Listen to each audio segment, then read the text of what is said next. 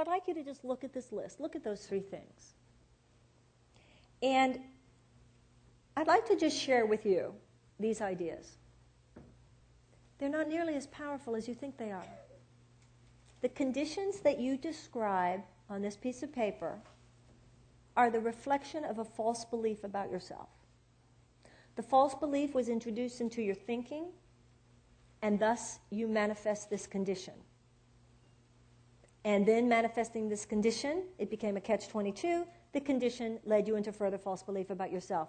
By the way, this is not to minimize the material power of these conditions. This doesn't mean you therefore don't need to go to AA meetings anymore, anything like that. That's not what I'm talking about.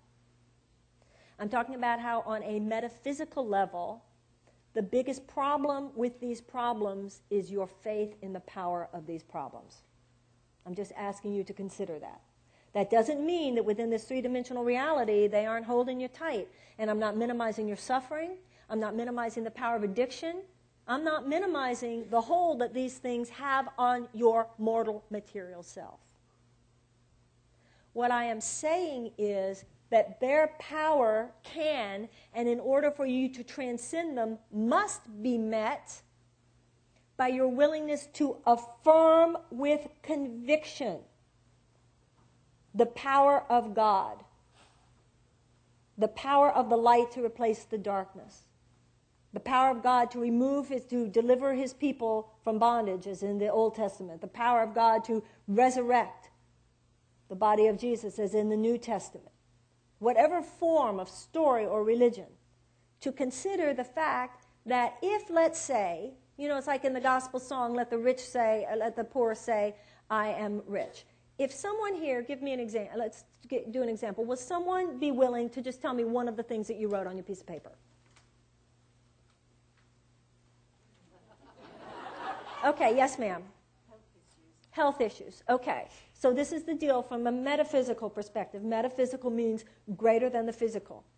The real you, and this is, of course, Mary Baker Eddy. If you have, I assume have you looked into Mary Baker Eddy and Christian Science? I'm sure Christian Science has plenty of Christian Science reading rooms in England. It's international. Mary Baker Eddy is a powerful, her work, Keys to Science and Health, is a powerful statement of metaphysics in regard to physical healing. This is basically the issue. The real you cannot get sick. Okay? The mortal self could be crucified. The real self could not be destroyed. The mortal self can get sick. The immortal self is incapable of sickness. Are you with me? That's the metaphysical issue here. And that's what Christian Science healing comes from. The mortal is not real. Matter is not real. So we can only, our being sick and sickness in the world, whether it's the sickness of the person who whether it was the miscreative energy of the person who got sick or just of those around them. We're not personalizing to the person who contracted the illness.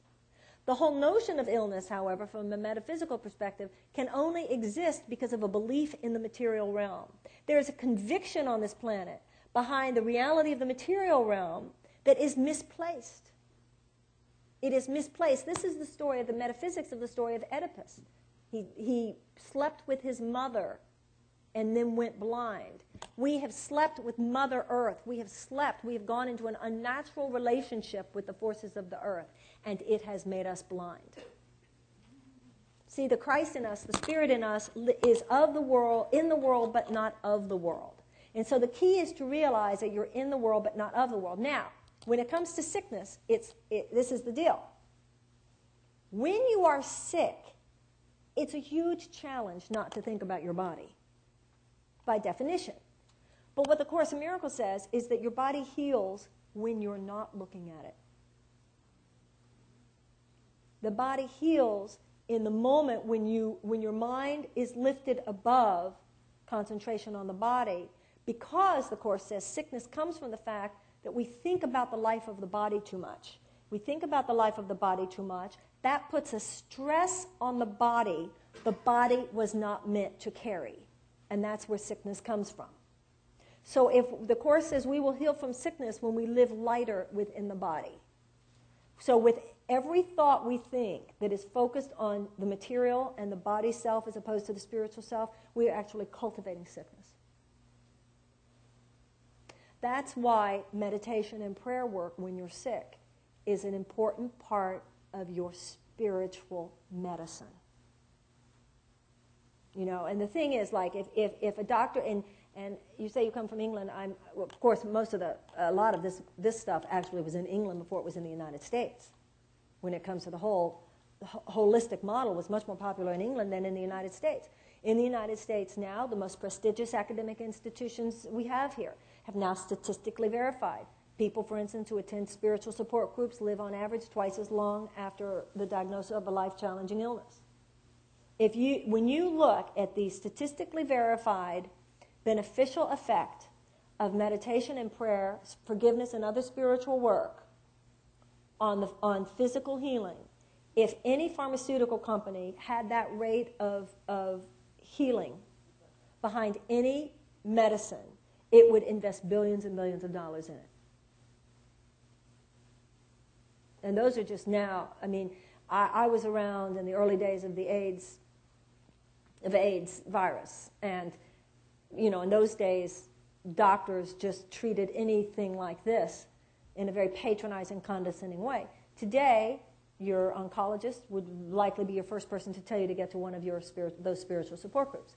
And, of course, Carolyn was one of the great pioneers in our country of really opening up that whole field of thinking about what illness is, where it comes from, and how we heal.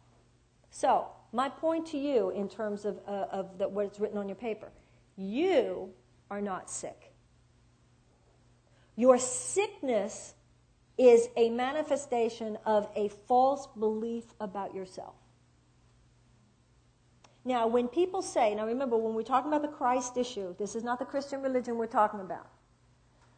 But from a metaphysical perspective, to say Jesus saves, let's talk about what that means. The Course in Miracles says the word Jesus in any language automatically reminds the mind of the relationship between the Father and the Son. And the relationship, the Course says, is shared power. So Jesus is a way. The Course in Miracles itself does not claim it's the only way. But if that is part of your tradition, it might be something for you to look at. To even say the word Jesus is to be reminded. Do you come from a Christian tradition, ma'am? Okay. Then as you even say the word Jesus, as you worship Jesus, your mind is lifted and lifted and lifted up to the level where the mortal problem is not affecting the real you. You are being lifted above it. When Jesus said, be of good cheer, for I have overcome the world, he didn't say, I've fixed it. He was saying, I have overcome the level of consciousness that believes in the problem. Therefore, although the problem did have an effect on him for 3 days, after 3 days, he was risen. He was lifted above that mortal condition.